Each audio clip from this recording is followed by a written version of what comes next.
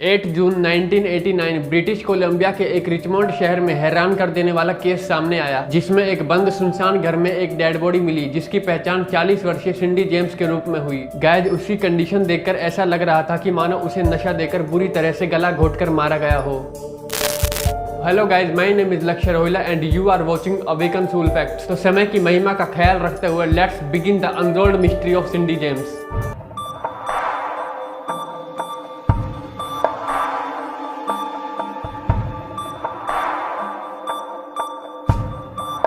Guys, Cynthia Elizabeth Hack James, जिसको प्यार से सिंडी जेम्स के नाम से बुलाया जाता था, उसने 1966 में नर्सिंग में ग्रेजुएशन की डिग्री प्राप्त की और कुछ समय बाद रॉय मैक्सपीस नामक एक व्यक्ति से शादी कर ली। 40 वर्ष की उम्र तक सिंडी अपने पति के साथ एक खुशहाल जीवन जी रही थी, लेकिन गाइज उनके कोई बच्चे नहीं थे। घर में कुछ आपसी लड़ाई झगड़ों के चलते सिंडी जेम्स और उनके पति रॉय मैक्सपीस सेपरेट हो गए और अलग अलग रहने लगे। अपने पति रॉय मैक्सपीस से सेपरेट होने के बाद सिंडी अपने दिन काफी अच्छे से स्पेंड करती थी और बाकी बचे हुए टाइम में वो अपने फ्रेंड्स के साथ एंजॉय करती थी। लेकिन आने वाले कुछ समय में सिंडी के साथ क्या होने वाला है, इस बात से सिंडी बिल्कुल अनजान थी। अपने हस्बैंड से सेपरेट होने के बाद सिंडी को मिस्टीरियस कॉल्स आने लगे। सिंडी कॉल उठाकर पूछती, लेकिन गाइज सामने से कोई रिस्पॉन्स नहीं आता था। कभी कभी तो इतनी मिस्टीरियस कॉल्स आती थी कि सामने वाले बंदे की केवल सांसों की आवाज सुनाई देती थी, वह बोलता नहीं था। ये सभी हरकतें सिंडी के साथ काफी समय तक चलती रही और जब इन हरकतों ने रुकने का नाम नहीं लिया, तब जाकर सिंडी जेम्स ने पुलिस स्टेशन में जाकर इसके रिगार्डिंग कंप्लेंट की। पुलिस ऑफिसर्स ने उनकी कंप्लेंट एक्सेप्ट कर ली और इन्वेस्टिगेशन को स्टार्ट कर दिया।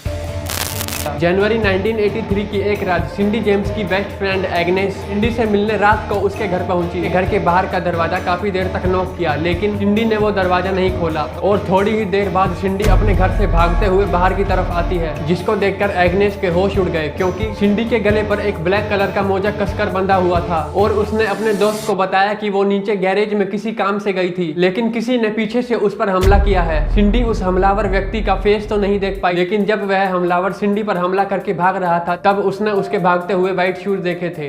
इन सभी घटनाओं के चलते सिंडी काफी घबरा गई और उसने अपने घर छोड़ देने का फैसला किया। सिंडी अपना सरनेम बदलकर दूसरी जगह पर रहने लगी और यहाँ तक कि उसने अपनी प्राइवेट कार को भी दूसरे कलर में पेंट करवा लिया था। उसने अपनी सेफ्टी को ध्यान में रखते हुए एक प्राइवेट इन्वेस्टिगेटर ओजी कबान को हायर कर लिया। पुलिस ने अपनी इन्वेस्टिगेशन तो जारी रखी, लेकिन सिंडी जेम्स का प्राइवेट इन्वेस्टिगेटर ओजी कबान वो भी इन्वेस्टिगेशन करता था कि इन सभी घटनाओं के पीछे किसका हाथ है। और ओजी कबान को यह पता चला कि सिंडी जेम्स पुलिस से कुछ छुपा रही है, क्योंकि उनका नाम लेने पर शायद हमलावरों ने उसके घर वालों को मार देने की धमकी दी थी।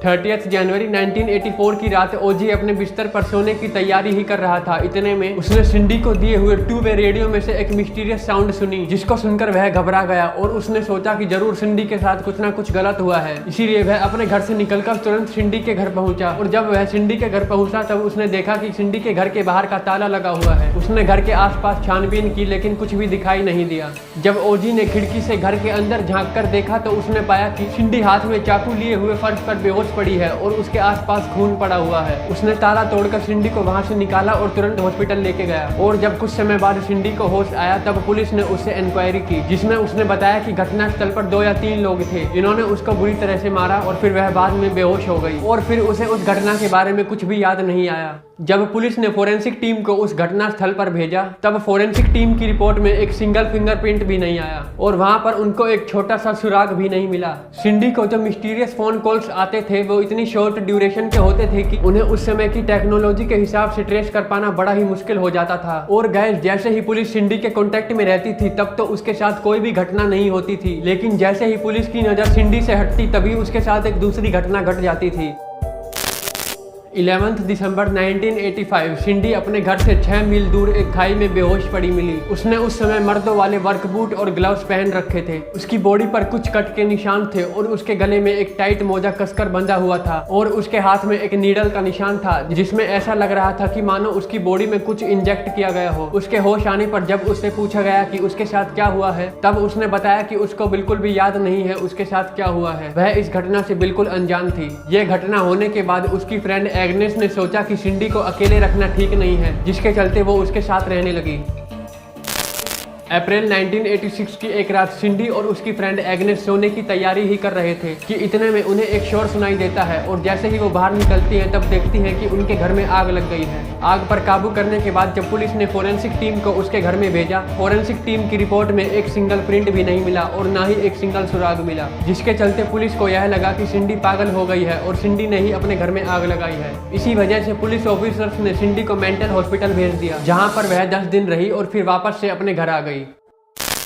गाइस, ये सभी घटनाएं उसके साथ पिछले 6.5 सालों से चलती आ रही थी और फिर एक दिन 25 मई 1989 को सिंडी अचानक से गायब हो जाती है। जांच करने पर उसकी कार एक पड़ोस के शॉपिंग प्लाजा की पार्किंग में मिली, जिसमें कुछ किराने का सामान और पैक्ड गिफ्ट्स थे और ड्राइवर साइड की सीट पर खून लगा हुआ था और सिंडी का पर्स गाड़ी के नीचे पड़ा हुआ मिला, जिसमें ऐसा लग रहा था कि मानो उसकी किसी ने पर्सनल आईडी चुरा ली हो।